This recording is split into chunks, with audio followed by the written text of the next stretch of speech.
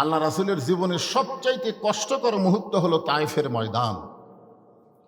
সেই তায়েফের ময়দানে গিয়ে রাসূল রক্তাক্ত হলেন। আল্লাহ রাসূলের শুধু মুখ ছাড়া, এই চেহারা ছাড়া রাসূলের দেহের এমন কোনো জায়গা ছিল না যে জায়গায় ওরা পাথর মারেনি, খালি চেহারার মধ্যে। মা আয়েশা রাদিয়াল্লাহু তাআলা বর্ণনা করেন, আমি একদিন রাসূলকে গোসল করাতেছিলাম। গোসল করানোর সময় রাসূলের মুখের দিকে তাকায় আর শরীরের দিকে তাকায়। এক সময় আয়েশা বললেন, ইয়া রাসূলুল্লাহ, আপনার কি কোনোদিন বসন্ত ব্যারাম হয়েছিল? বসন্ত ব্যারাম? তো আল্লাহ রাসূল বললেন, কেন?